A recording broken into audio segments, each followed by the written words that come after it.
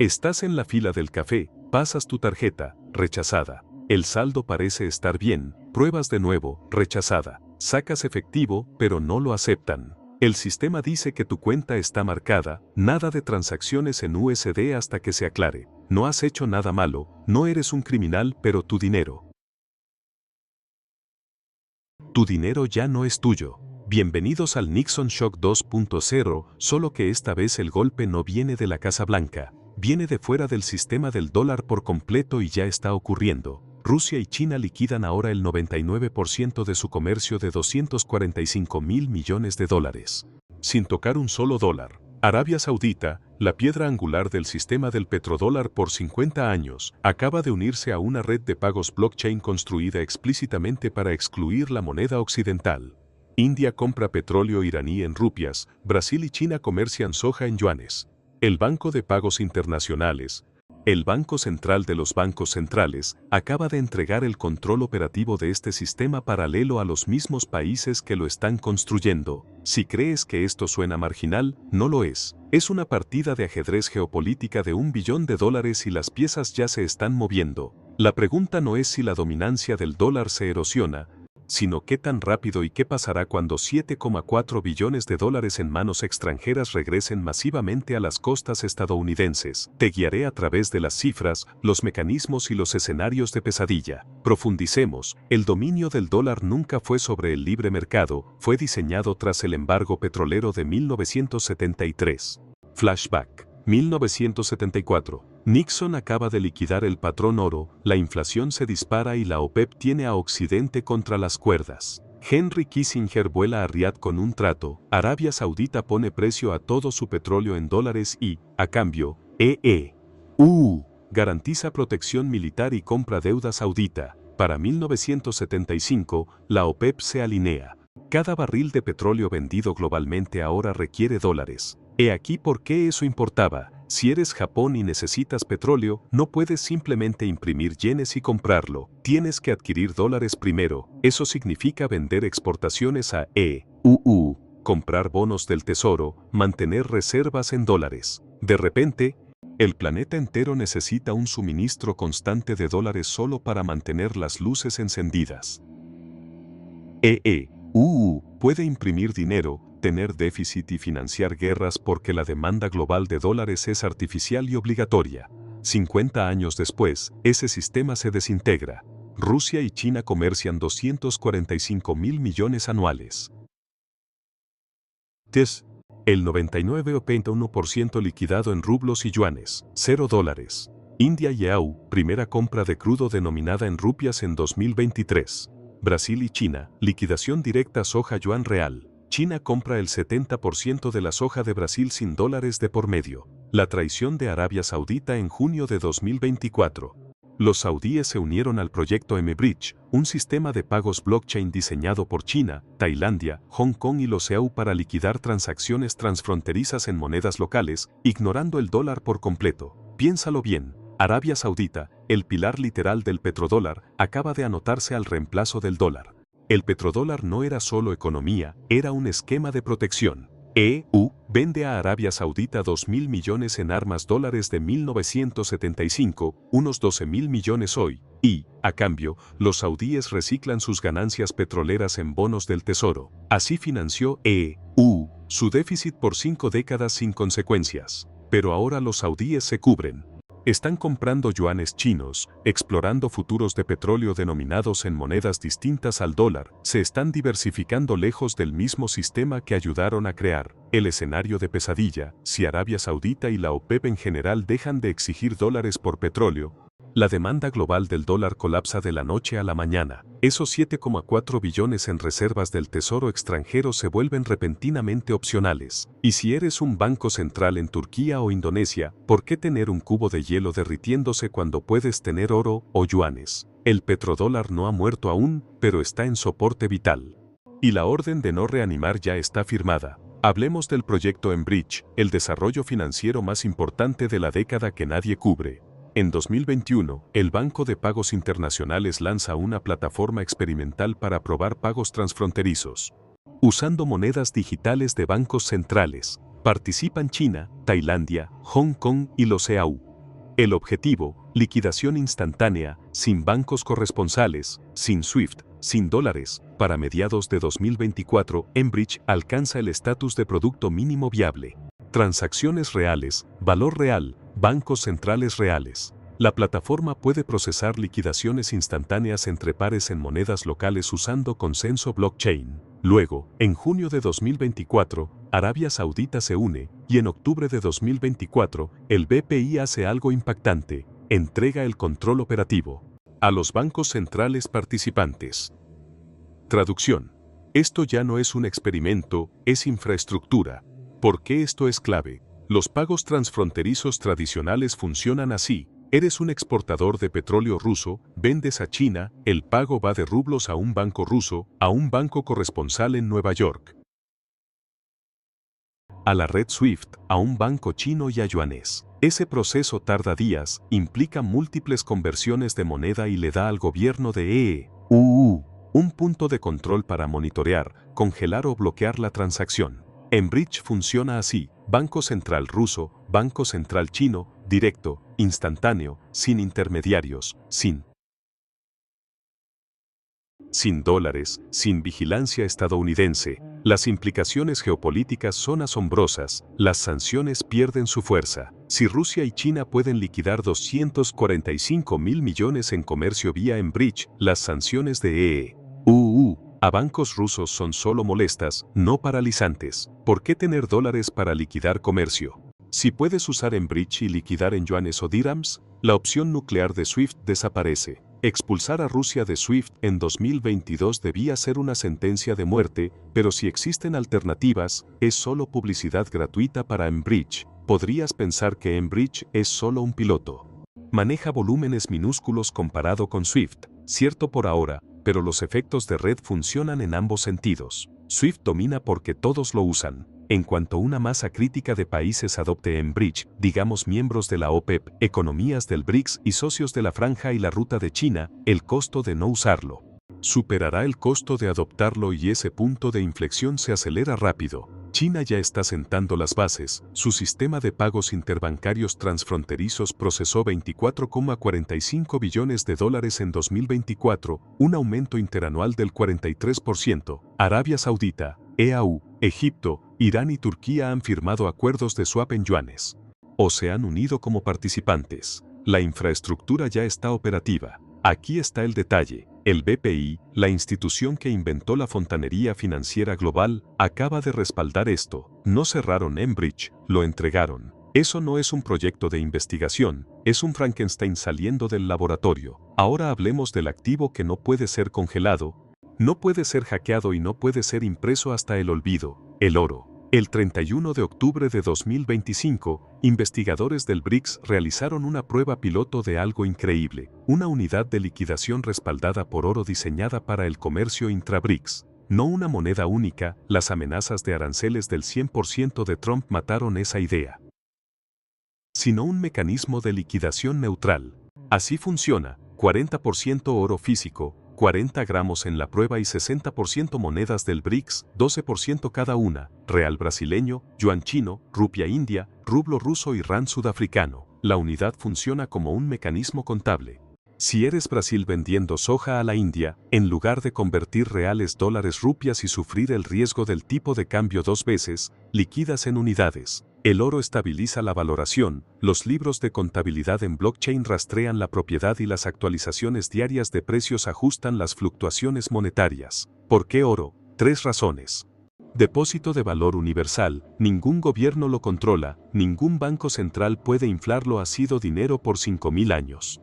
Dominio del BRICS en el suministro. Rusia produce 340 toneladas anuales, China 380. Combinados, los miembros del BRICS controlan el 50% de la producción mundial de oro y poseen más de 6.000 toneladas en reservas. Inmunidad a las sanciones. Puedes congelar reservas en dólares, pregúntale a Rusia, pero no puedes congelar lingotes de oro en una bóveda en Moscú. Los patrones de acumulación son asombrosos: 1.000 toneladas de oro anuales durante 3 años seguidos, 2022-2024, comparado con el promedio histórico de 400 a 500 toneladas. Los miembros del BRICS compraron más del 50% de eso. Reservas de oro de Rusia, 2.336 toneladas. China, 2.298 toneladas y subiendo. India, 880 toneladas. Brasil acaba de añadir 16 toneladas en septiembre de 2025, su primera compra desde 2021. La participación del oro en las reservas internacionales aumentó del 11% en 2010 al 18% en 2024. Es una reasignación estructural. Lejos de los activos denominados en dólares. La lógica estratégica, si eres un banquero central del BRICS, has visto a congelar 300.000 millones en reservas rusas, usar SWIFT como arma y amenazar con aranceles del 100% a cualquiera que cree alternativas al dólar. El oro es el único activo genuinamente fuera de la cadena de ataque financiera estadounidense. Aquí es donde se pone picante. El 30 de enero de 2025, Donald Trump publicó en Truth Social, los países del BRICS enfrentarán aranceles del 100% si intentan crear una nueva moneda o respaldar cualquier alternativa al poderoso dólar estadounidense. Traducción: construyan una alternativa al dólar y les aplicaremos un embargo. Las consecuencias políticas inmediatas. El presidente de Brasil, Lula, anteriormente el defensor más ruidoso de una moneda del BRICS, la eliminó discretamente de la agenda de la presidencia brasileña del BRICS 2025. Vladimir Putin, quien literalmente mostró un prototipo de billete del BRICS en la cumbre de Kazán de octubre de 2024, declaró públicamente en noviembre de 2024: no hemos buscado abandonar el dólar. Esto viene de un tipo cuyo país tiene 300.000 millones en reservas congeladas.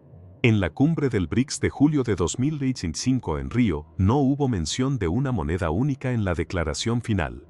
Las amenazas de Trump funcionaron a corto plazo, los líderes del BRICS se retiraron de los planes audaces de unificación monetaria porque el costo económico de un arancel estadounidense del 100% sería catastrófico. Brasil exporta 40.000 millones de dólares anuales a China exporta más de 500.000 millones.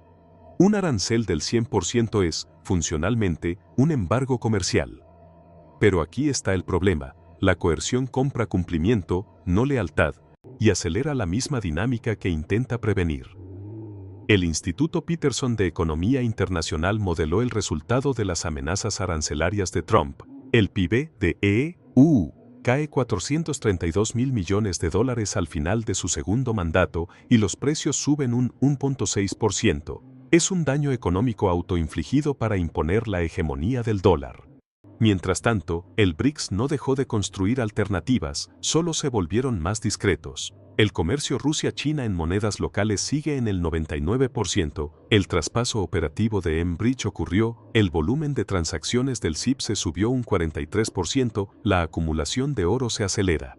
La paradoja: las amenazas de Trump prueban la vulnerabilidad del dólar al demostrar que su dominio ahora requiere coerción en lugar de preferencia de mercado. Si el dólar fuera genuinamente la mejor moneda para el comercio, no necesitarías aranceles del 100% para evitar alternativas. El hecho de que los necesites le dice a cada banquero central del BRICS: este sistema es frágil, diversifiquen más rápido. La postura de la institución Brookings, puede imponer sanciones secundarias a participantes de terceros países en sistemas ajenos al dólar, pero hacerlo crea la paradoja de las sanciones. Cada uso de la coerción financiera sanciona la construcción de alternativas a prueba de sanciones. No estás previniendo la desdolarización, solo la haces más urgente.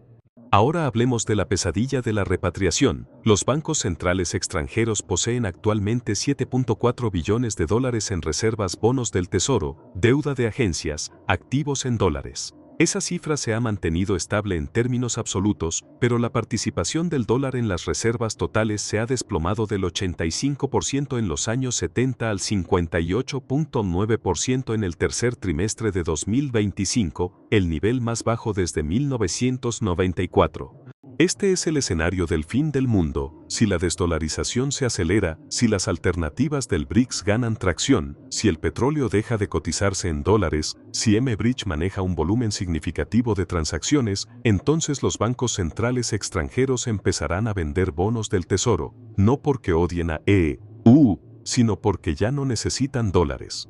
Eres Turquía, antes tenías 50.000 millones en bonos del tesoro porque necesitabas dólares para comprar petróleo, pero ahora compras gas ruso en swaps de liras y rublos y liquidas comercio con China mediante la CEI. ¿Por qué mantener un activo que se deprecia y rinde el 4% si puedes tener oro o diversificar en yuanes? Si eso ocurre masivamente, 7.4 billones en bonos inundan el mercado, los precios colapsan, los rendimientos se disparan y los costos de endeudamiento de EU explotan.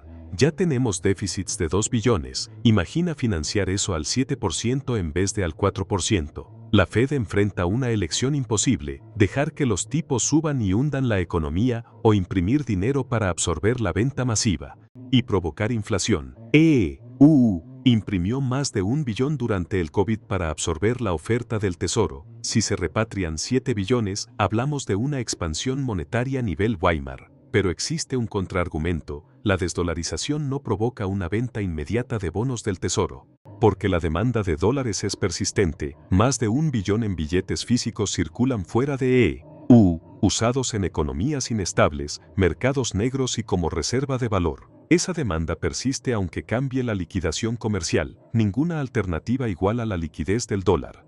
No puedes volcar 7 billones en yuanes. Los controles de capital en China impiden mover dinero libremente, los mercados del euro están fragmentados, el oro no es líquido a gran escala, los mercados de capital de EU siguen siendo inigualables, profundos, transparentes y regidos por el Estado de Derecho. Los bonos del tesoro siguen siendo el activo a gran escala más seguro del mundo. Según el FMI, el dólar seguirá dominando a medio plazo 10 a 20 años, pero la diversificación gradual continuará. Ninguna alternativa por sí sola puede reemplazarlo, sino una cesta de alternativas. Euro, yuan y oro pueden erosionarlo colectivamente. El riesgo real no es un colapso, sino un goteo lento. Cada año, los bancos centrales extranjeros tienen un poco menos de sus reservas en dólares. Eso reduce la demanda de bonos, obligando a la Fed a absorber más emisiones. Eso limita la capacidad de la Fed para combatir la inflación, lo que valida la decisión de alejarse del dólar. Una profecía autocumplida. El balance de la Fed ya se redujo en 2.2 billones desde junio de 2022. Puede absorber entradas, pero solo tolerando la inflación o asfixiando el crecimiento. Ninguna opción es políticamente aceptable. Bien, realismo. La desdolarización tiene obstáculos estructurales enormes. Obstáculo 1. La convertibilidad del yuan. El yuan apenas representa el 3% de los pagos globales de SWIFT, frente al 4% de finales de 2024. ¿Por qué? Controles de capital. No puedes mover dinero libremente hacia o desde China. Un ex vicepresidente del Banco de China admitió que, como su cuenta de capital no está liberalizada, sería difícil lanzar una moneda estable internamente. Si eres un exportador brasileño, aceptarás yuanes con China, pero no podrás invertirlos en mercados globales, ni convertirlos libremente. Eso limita su adopción. Obstáculo 2. La disfunción interna de los BRICS. No son un bloque coherente, sino rivales fingiendo cooperar. India contra China. India teme reemplazar la hegemonía del dólar por la del yuan y se resiste al comercio denominado en yuanes, rechazando también la iniciativa de la Franja y la Ruta. El pragmatismo de Brasil. Lula habla mucho de desdolarización pero mantiene sus reservas en dólares por desconfianza en la liquidez del yuan. La desesperación de Rusia. Moscú es quien más quiere escapar del dólar, pero es el más aislado. Sus alternativas rublos, yuanes no funcionan fuera del comercio con China. Obstáculo 3. Requisitos de moneda de reserva. El FMI enumera mercados de capital profundos y líquidos solo EU. Los tiene, Estado de Derecho y cumplimiento de contratos. El sistema chino es opaco. Rusia es inestable, Brasil y Sudáfrica son volátiles. Los flujos de capital en India oscilan salvajemente. ¿Confiarías tus reservas a Xi Jinping o Putin? Ningún país BRICS cumple los requisitos. El euro es el más cercano, pero la fragmentación política de la eurozona y la heterogeneidad de su deuda soberana limitan su atractivo. La paradoja. La desdolarización avanza en los márgenes comercio bilateral, pero falla en el núcleo reservas, precios globales, infraestructura porque las ventajas del dólar son reales, no solo coercitivas. Rusia y China comercian en monedas locales por necesidad, sanciones, confianza bilateral y pocas opciones, pero un importador keniano, un exportador vietnamita o un banco turco siguen prefiriendo dólares por facilidad. hablemos de lo que los expertos no dicen en público. Posición del FMI decodificada. En público, el dólar seguirá dominante y la desdolarización es gradual y manejable.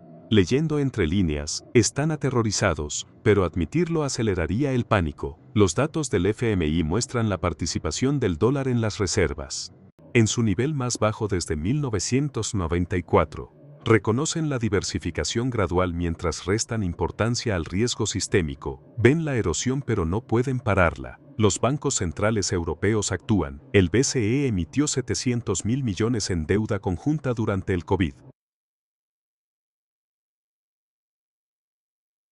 El primer paso real hacia un instrumento fiscal unificado en la eurozona. Esto crea alternativas al tesoro denominadas en euros, posicionándolo como reserva. Pero hay un problema. La política europea es un caos, la deuda de Italia es basura y Alemania no subsidiará el sur siempre.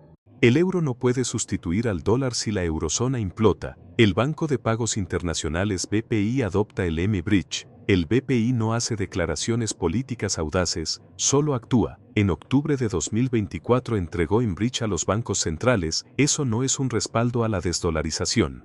Pero se trata de tolerancia. El BPI pudo haber acabado con M-Bridge y no lo hizo. ¿Por qué? Porque hasta el Banco Central reconoce que el uso del dólar como arma crea demanda de alternativas, y suprimir esa demanda requeriría más coacción, creando así un bucle infinito de demanda. Esto es lo que pasa. La desdolarización es estructuralmente real. El comercio Rusia-China es 99% en monedas locales, el volumen de CIPSE subió un 43%, M-Bridge opera y crece, y las reservas de oro de los BRICS superan las 6.000 toneladas.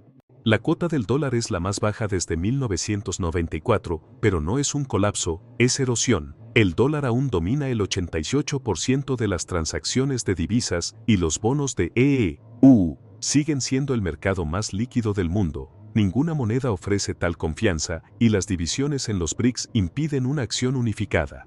La trayectoria es una transición multipolar gradual. El dólar sigue dominante, pero comparte influencia con el euro, el yuan y el oro. Corredores comerciales como Rusia-China BRICS usan moneda local y los bancos centrales diversifican. El ritmo lo marcará la sostenibilidad fiscal de EU o la falta de ella, el crecimiento chino, la internacionalización del yuan y el uso de sanciones financieras como arma. Las amenazas arancelarias de Trump frenan la unificación monetaria, pero aceleran la infraestructura silenciosa. Cada amenaza coercitiva valida la necesidad de alternativas. No se puede mantener la hegemonía mediante la coacción, solo ofreciendo valor, estabilidad, liquidez y confianza. La pregunta es, ¿EU reforzará sus ventajas institucionales, Estado de Derecho, mercados transparentes y disciplina fiscal, o quemará su credibilidad más rápido que los BRICS? Porque ahora mismo es una carrera, y la meta está más cerca de lo que se cree. Aquí está tu guía de supervivencia, diversifica. Si los bancos centrales compran oro y diversifican reservas, quizá tú también deberías. No es asesoría financiera, pero, ya sabes, solo mira a tu alrededor. Vigila si el volumen de M-Bridge supera el $1 billón anual. Esa es la señal de alarma. Rastrea si la cuota del yuan en SWIFT supera el 5%, si los bonos del tesoro a 10 años pasan del 5% sin recesión. La demanda extranjera se está quebrando, y lo más importante, deja de asumir que la dominancia del dólar es permanente. No es física, es política, y la política cambia. Dime en los comentarios, ¿qué tan rápido crees que será la transición? ¿5 años o 20? ¿O es el dólar genuinamente invencible? Si esto te abrió los ojos, dale al botón de like para que el algoritmo sepa que nos importa la libertad financiera. Suscríbete para más análisis profundos y comparte esto con quien aún crea que el dólar está respaldado por oro, porque no lo está. Está respaldado por el impulso, y el impulso funciona de maravilla hasta que deja de hacerlo. Nos vemos en el próximo, mantente alerta.